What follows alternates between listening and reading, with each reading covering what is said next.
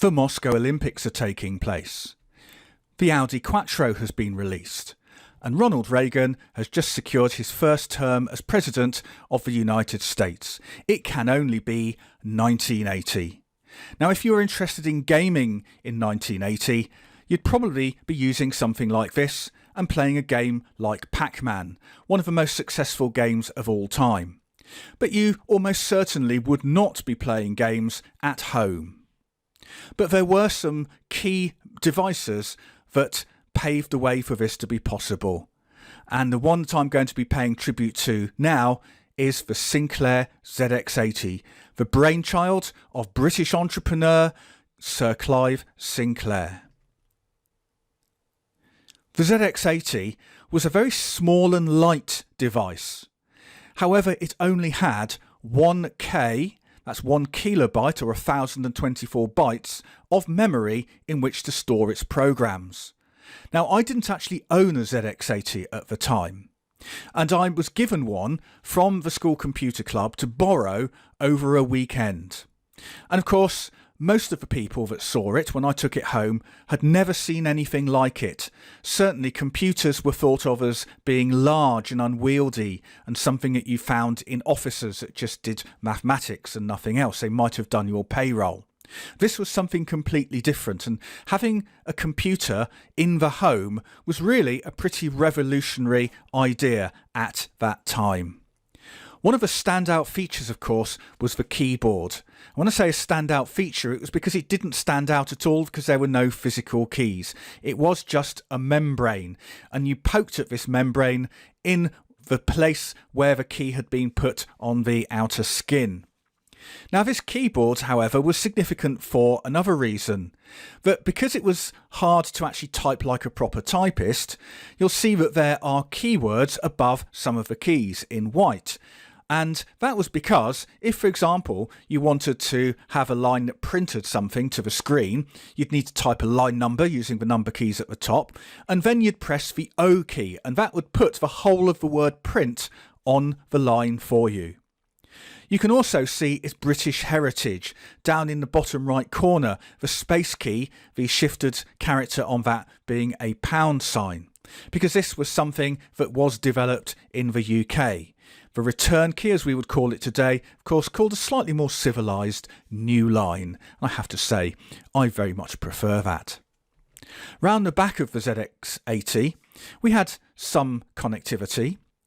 Down in the left-hand side, that was where we'd plug our power supply, and the other two connections were input and then output for a tape cassette recorder, in case we wanted to save our programs and then load them on another occasion. That circular connector in the middle, young people may not recognise that, but that is an aerial or RF connector, and you connected one end of that to the ZX80 and the other end to your television aerial socket, and then you could tune your TV to see the output from the device.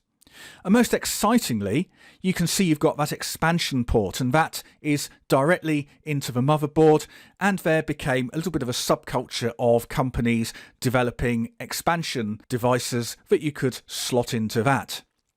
Perhaps one of the most useful was memory expansion, and later on in its life you could slot a 16K expansion pack onto that slot.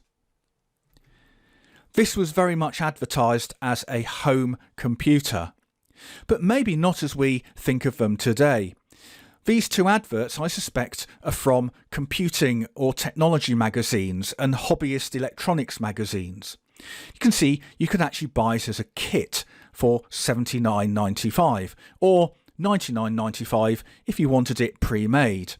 You'll notice, of course, if you buy the kit, you don't get the mains adapter either. So it turned out that there wasn't actually much price advantage in buying the kit. It was more if you were interested. But it was a little bit fiddly to make. You needed a soldering iron and some decent soldering skills. And it's no surprise that most people splashed the extra £20 to buy the pre-built model.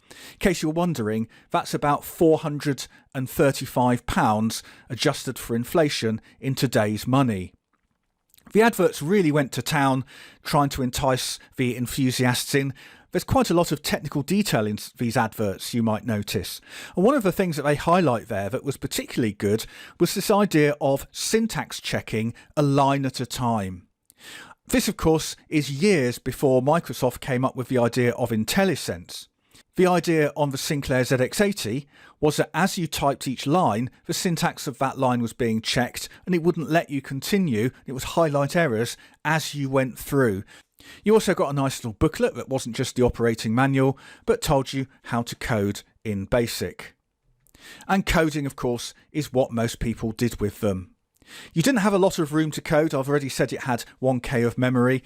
I remember that fateful weekend that I was working with the one I'd been loaned from school.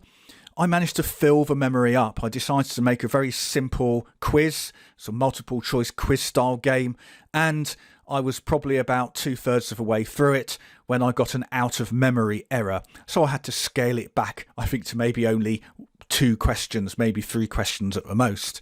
So there was not a lot of room to work. One of the other issues was that it couldn't output a signal to the display and process at the same time, so you used to get a sort of flickering effect. Now, I don't much remember that, but I have a very vague recollection of it. But of course, that's something that today seems very, very odd, but at the time, in a way, it was nice because you felt that, oh, here is something, it's doing something, you know, it's going away and doing something and then coming back and showing me the solution. It didn't feel as strange as it sounds. It wasn't all fun and games though. They had a bit of a reputation for getting hot.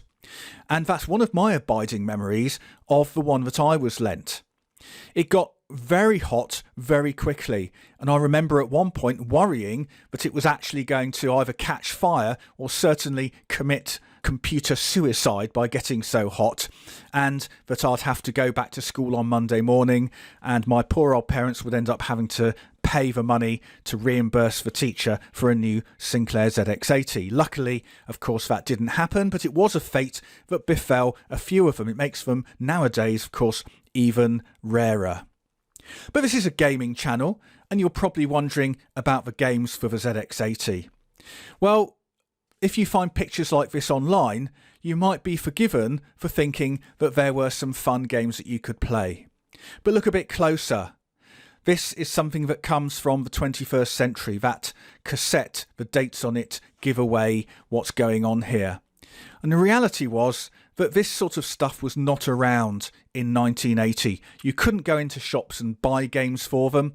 The closest you would get would be to type a listing out of a magazine. But again, even with 1K, there wasn't a great deal that you could do. And I have to say, the reality of the situation is that not many people that I knew actually had one. In fact, I don't think I knew anyone who had an original ZX80, and certainly people were not using them to play games. So you might think, well, why am I talking about it? Why am I including a little tribute to it? Well, the Sinclair Zx80 was really the first computing device that made it into a decent number of people's homes. It got people used to the idea that you might have a computer or a technological device, certainly a digital device, and it had a place in the family home. It wasn't just something confined to an office or a professional environment. All good things come to an end. And the ZX80, it had a good run, but it wasn't long before 1981 came along, and that heralded the ZX81. You'll see there are a lot of similarities. We've got a few more commands on our keyboard, but of course we've still got that very trademark keyboard there, and it was pretty similar in terms of what you could do with it. It was almost the ZX80 version 2. Now this did sell an awful lot, and I did have a number of friends in the computer club at my school that owned a ZX81. I remember someone bringing one in to demonstrate what it could do and to show that it could play a game, and they had the 16K RAM pack plugged into the back. They were notoriously tricky, and you only had to wobble it a little bit and the whole thing would just reset itself. But unfortunately, the writing was on the wall for the ZX80. But it opened up this idea, as I say, of computers and digital technology being something that you might invite into your home. And as such, it started an awful lot. And programming in BASIC started an awful lot of people off getting interested in technology and coding and programming.